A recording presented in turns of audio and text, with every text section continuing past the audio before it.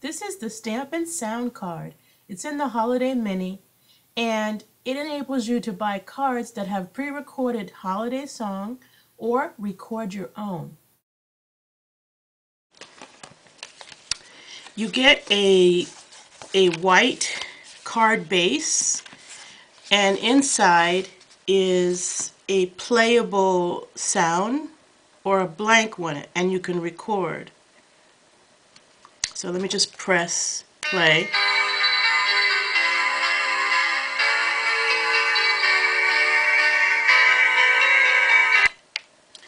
And there's the sound, and I'll put it at the end so everybody can hear it again.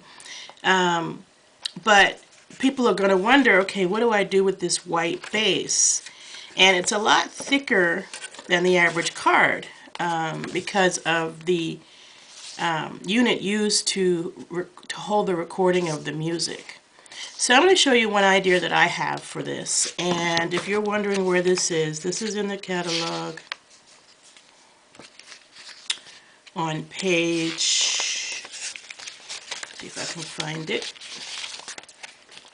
on page 15 in the mini catalog, on the bottom of the page. So let me show you what I'm going to do. I have already prepared like my focal point on this. Again, using that stamp set. I just cut a stamp Santa, colored him, did a little bit of 3D effect with the lacquer, and then I stamped my sentiment, put a few coordinating buttons and this luscious cranberry ribbon. And so this is going to be my focal point. I had to speed up the video because it took longer than I thought. Actually, this probably took a total of, I would say, 20 to 30 minutes, and I would have taken a full 30 minutes if I wasn't, you know, kind of like having video nerves. But the whole point of the card was to see if it could be dressed up in one YouTube video. So I'm speeding it up and kind of talking over it.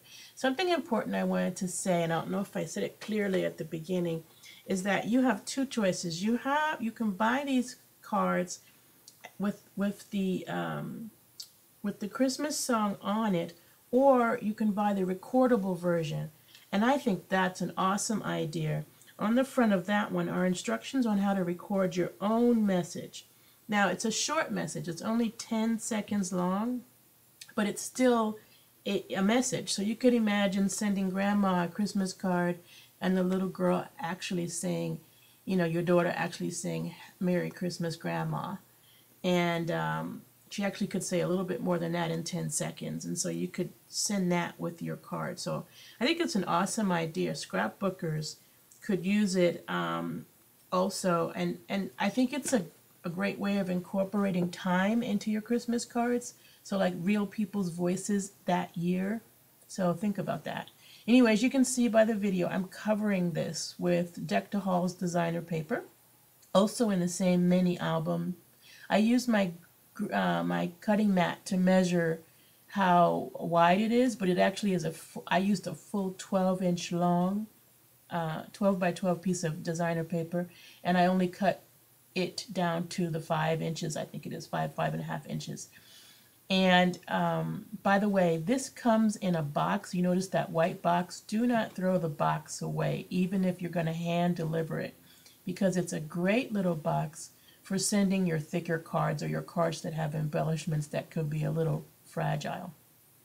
So I love the little white boxes these come in, and I'm totally reusing those, even only as mailers. So once I wrapped it around, there was a little bit of white there that bothered me, so I'm cutting another strip from the same designer series paper pack, Deck the Halls, and I'm adding that little strip there. Now actually what I'm thinking, and that you can't tell yet, is that that side is going to be for a picture. So this card is actually being made for a friend of mine's mother, and I was going to put a picture of her on the right side because she hasn't seen her in a long time. She's living here in Washington, and I was going to just put her picture, which you'll see me do, but then later on I changed it to both her and her sister because they're both here in Washington. So I figured her mother would love a card with both of their pictures in it, since they might not see each other for Christmas. So I'm cutting off extra, and this is really easy to do. You're just kind of wrapping around the card base a paper that you like. The big thing to remember is to get the adhesive to come all the way out to the edges. And so I had made one little mistake with this card. Well, actually, I made two mistakes, but I made one mistake in that I didn't immediately use the paper for putting on the adhesive. And when I put the adhesive on earlier, a little piece of the paper was stuck to it. So be careful as you're adhering this down that you don't let the designer paper sit on a place where there might be adhesive either on your mat or on your grid paper. Then I'm sponging. Now I want you to know that I sponged this really rapidly for the video, so this is sped up, but in my own timeline I would have never sponged this fast. I love the sponge applicator that I used, but I would take my time. So I actually went back after this was all over and continued sponging because I saw too many hard edges.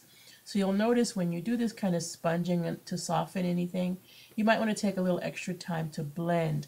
You can even add a little bit of water, like a spritzer to your foam, and you'll get even a softer blend. So I didn't want that to be a stark white, so I did that to soften the page. And I should have taken a picture of how it ended up after I went back and kind of blended it some more and added a little bit of water. Now I'm stamping the tree from the same stamp set. That's the Jolliest Time of the Year set that this whole card is using. And the sentiment is coming from the stamp set I'll post for you because I can't think of it right now. So it's got 3 greetings on it.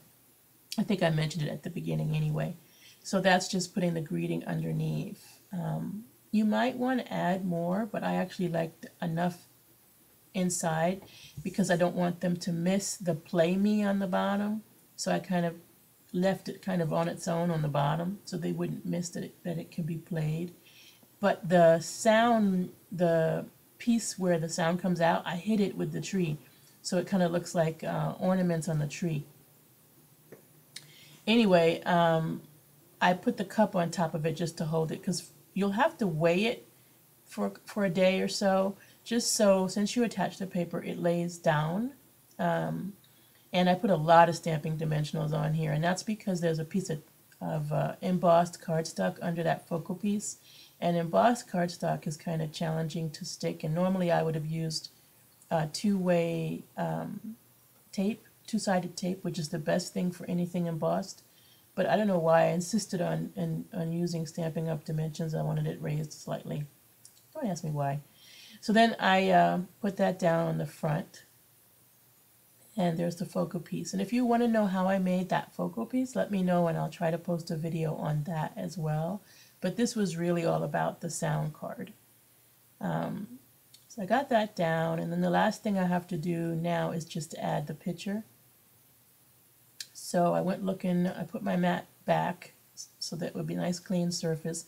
You'll notice I cleaned my hands quite a few times through this video because you want to keep clean because you're using that. I was using a white focal point, you know, or an ivory. It's actually an ivory focal point.